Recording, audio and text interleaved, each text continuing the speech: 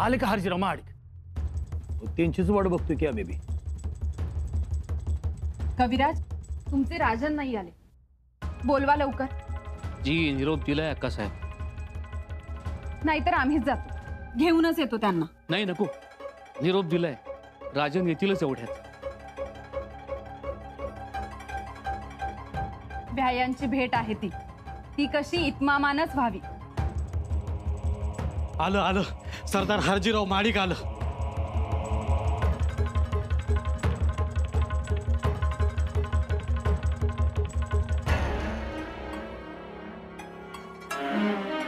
आइए पधारिए.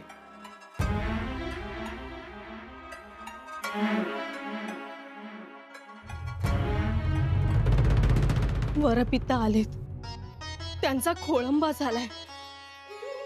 काय करावं आता? थोड्यासाठी चुकामुक झाली. थोड्या वेळापूर्वी जरी खबर आली असती तरी राजेंना आम्ही जाऊन दिलं नसतं.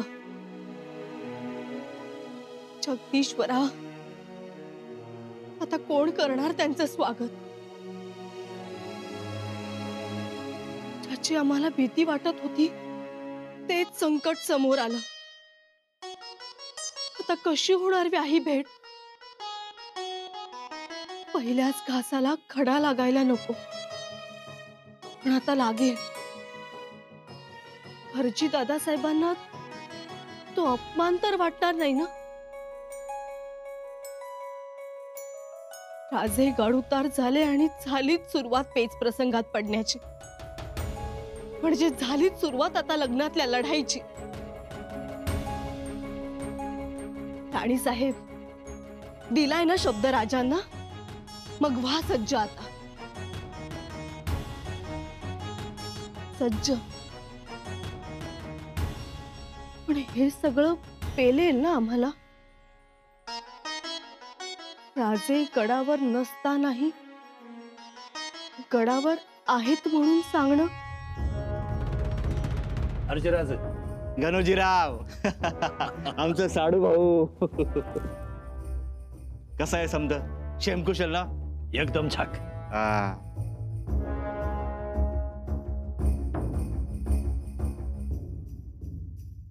कविराज, अहो राजांना बोलवा. दौडधूप करून आलो हरजीराव. जी. कुठे अडकले दादासाहेब? अजून आले नाहीत. अहो येत्याल, तो पाव तर आपण ववाळून घेऊया.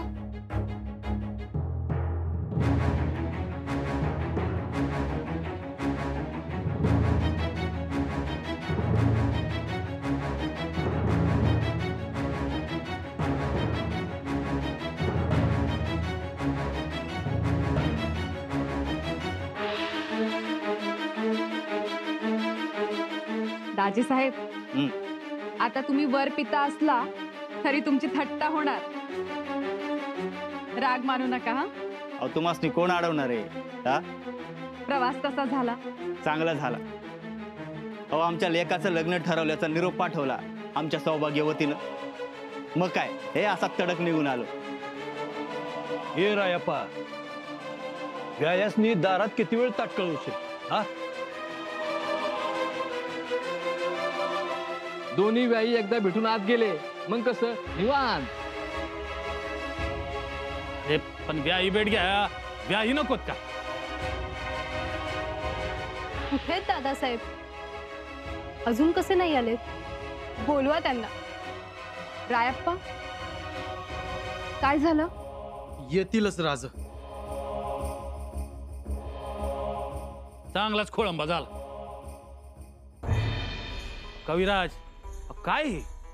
तुम्ही तर मुग घेऊन गप बसला. बरं नाही हे असं. मी नाही, हा लोक बोलतात. जी.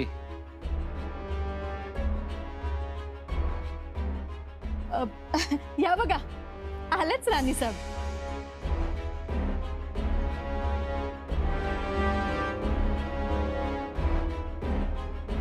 दादासाहेब, रायगडावर आपलं स्वागत आहे. याही भेट घ्यायला आपल्याला तिष्ठत राहावं लागलं, यासाठी माफी असावी. अहो ते समजा राहून द्या, पर वधू पिता हाय तरी कुठं?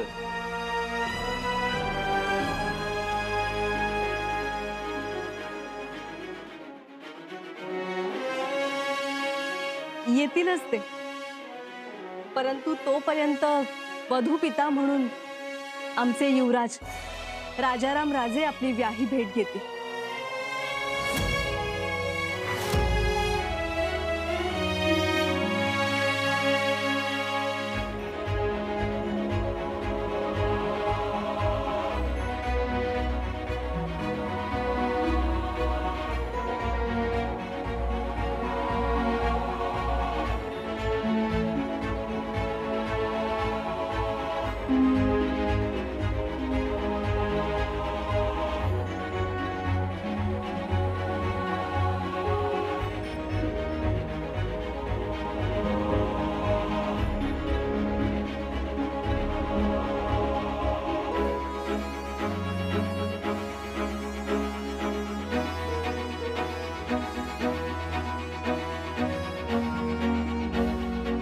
चला आत चला.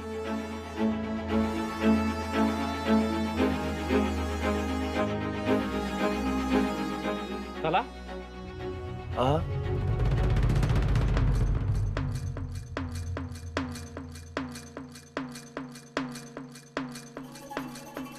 चला, एकदाची वय भेट पार पडली म्हणायची. त्याला काय इवाय भेट म्हणायची का? का अहो युवराज जातीनं सामोरं आलत की. मला काय पटलं नाही. अनुजी काका, तुम्हासनी पटून न पटून करायचं काय? अहो हारजी राजासनी पटलं, वय भेट घेऊन ते आतमध्ये गेलं सुदिक. पण त्यांचा अपमान नाही का झाला? झाला तर आणि ते काय बोलून दाखवणार आहेत का? पहिल्याच घासाला खडा लागल्यासारखं झालं. गडावर असून आलं नाहीत. हे मी बोलत नाही, हा लोक बोलतात म्हणून म्हण. कदर नसल्यासारखं झालं मालक, आहे का नाही? अरे हिंगण मिट्ट्या, तू कशाला नाक खुपसतोयस? हा अहो आज त्यांच्या बाबतीत घडलं, उद्या तुमच्या बाबतीत घडेल. मी आपला मालकाची काळजी करतो एवढंच. लई काळजी करू नकोस काहीतरी मोठीच गडबड आहे. काका. एक गोष्ट बोलू का? काय? कशाला उगाच सोन्याचं दात कण्यात घालतायस? पण मी काय म्हणतो ते अनुजी काका, जे हाय ते हाय, जे नाही ते नाही.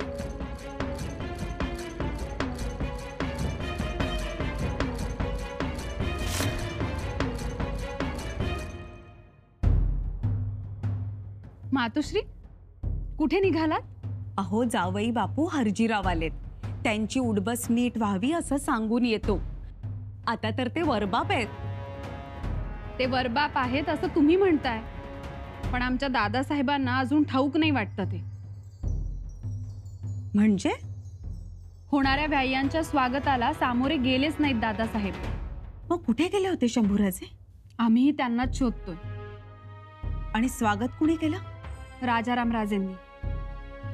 अहो राजेंना एवढी काय तातडी आली होती? तेच म्हणतोय आम्ही. तुमच्याकडे आले होते का दादासाहेब? बघितलंय तुम्ही त्यांना? नाही हो. कुठे गेले काहीच कळत नाही आणि कोणी काहीच सांगत नाही. बताशीबाई, तुम्ही इथे आहात होय? हरजी दादासाहेबांना भूक लागलीये. ते आणि त्यांच्या सोबतच्या 3-4 सरदारांच्या जेवणाचं बघितलं पाहिजे. चला. त्यांच्या आंघोळी पांघोळी होतील, अजून वेळ आहे त्याला. पण मला सांगा, दादासाहेब कुठे आहेत? दादासाहेब इथेच आहेत. इथेच म्हणजे? आणि जर इथेच होते तर मग दाजी साहेबांच्या स्वागताला आले नाहीत?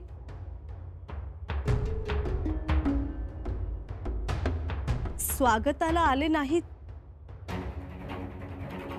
अहो त्याचं काय झालं, एक हेर आला होता महत्वाची खबर घेऊन.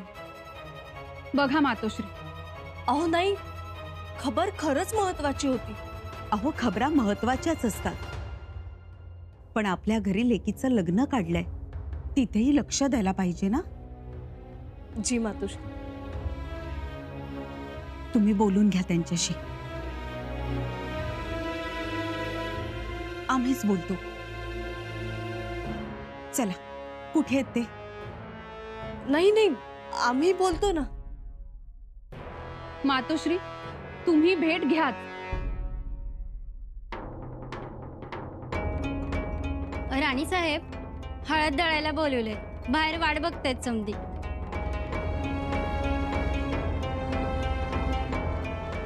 आलोच आम्ही. येतो मातोश्री.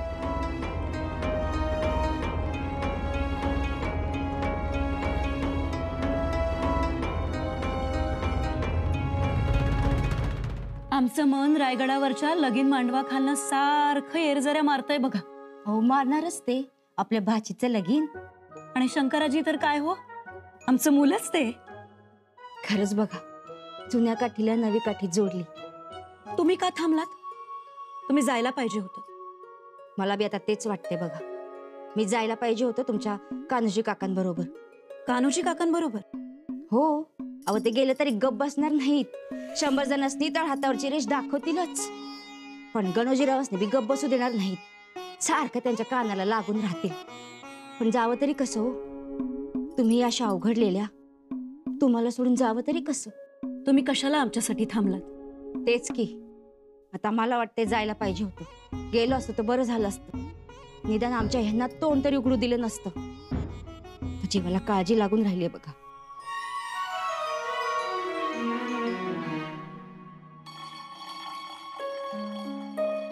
झाली का हळद दळून? काय म्हणतोय आम्ही? झाली का हळद दळून? हो, म्हणजे आम्ही सुरुवात करून आलो. परंतु हळकुंड चांगली आहेत. तुमच्याच भागातील आहे. पण मग एवढ्या पिवळ्या धमक दिसताय ते कशामुळे? हळद दळल्यामुळे की आमचे दादासाहेब दिसल्यामुळे?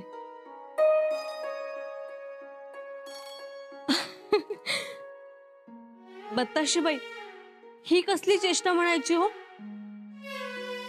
आता आम्ही वरमाई झालोय.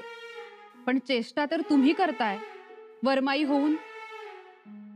आम्ही काय चेष्टा केली? आमच्यापासून दादासाहेबांना लपवण्याची. आम्ही कुठे लपवले तुमच्या दादासाहेबांना? आणि लपवलं तरी ते काही लपणार आहेत का? लपवले नाहीत तर मग दिसत कसे नाहीत? दिसत नाहीत की त्यांना ही सुद्धा विद्या शिकवली इथेच असून न दिसण्याची. म्हणजे आबासाहेबांनी त्यांना विद्या कला शिकवल्यात. वेषांतर करण्याची, वनस्पती ओळखण्याची, रसायन विद्या, स्वरधर, ज्योतिष, जादू. कदाचित जादूच्या विद्येमुळेच ते इथेच असून दिसत नसतील. हो ना हो वहिनीसा? बत्ताशीबाई, तुमचा काहीतरी गैरसमज होतोय. आमचा गैरसमज नाही तर समज झालाय की तुम्ही आमच्यापासून काहीतरी लपवत आहात. असं काय करताय बत्ताशीबाई? अहो, ते वरबाप आहेत. या लग्न कार्याचे मालक आहेत. त्यांच्या मागे हजारो कामं. घरातील की बाहेरची? घरातलीच. आम्हाला नाही वाटत तसं. आणि मग तुमची आणि त्यांची भेट झाली तर? वहिनीसा, दादासाहेबांच्या अंगावरून आलेलं वारं सुद्धा आम्हाला सांगतं की दादासाहेब कुठे आहेत म्हणून. तुमचं सगळं मान्य आहे आम्हाला. मग सांगा, कुठे गेले दादासाहेब? खरं तर सांगायचं नव्हतं तुम्हाला,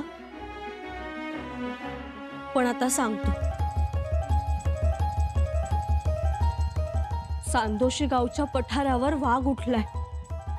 तिकडे गेलेत राजे. असं? जी, गाव घाबरून गेले. शेतकऱ्यांना जखमी केले. म्हणून लगबगीने गेलेत राजे. खबर आली की थांबलेच नाहीत. आणि आम्हालाही एवढ्यातच निरोप मिळाला. आमचा वाघावर नाही पण तुमच्यावर विश्वास आहे.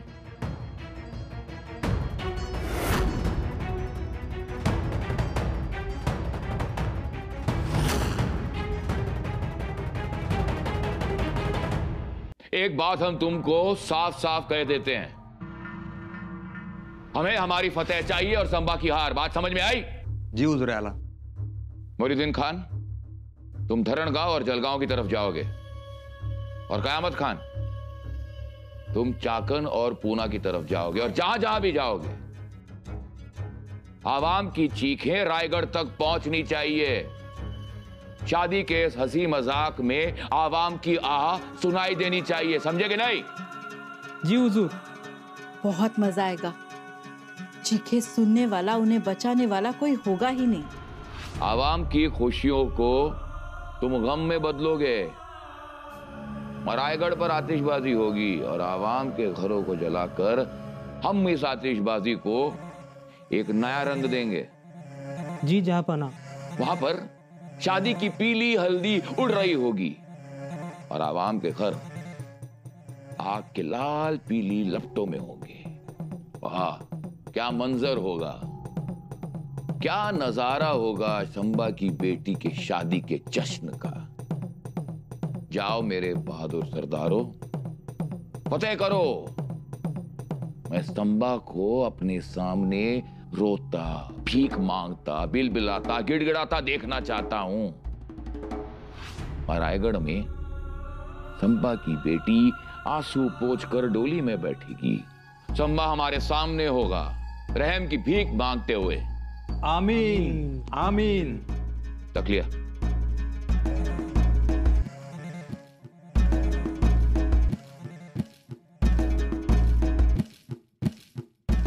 वजीर आला।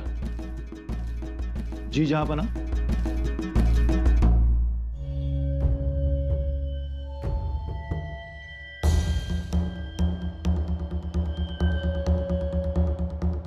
कल से हम गुलालबारी में आराम फरमाएंगे। बादशाह सलामत। ये जगह सही है, महफूज है। आपकी बात दुरुस्त है वजीर आला, पर हम पल भर के लिए भी अपनी बेगम हीरा भाई के मकबरे से नजर नहीं हटा सकते। बस दूर से दिखाई दे। जी जहां। वजीर आला, तंबू ऐसी जगह पर लगाइए जहां से हम और हमारी बेगम हीरा भाई बुरहानपुर का मकबरा साफ दिखाई दे। जो हुक्म जहांपना।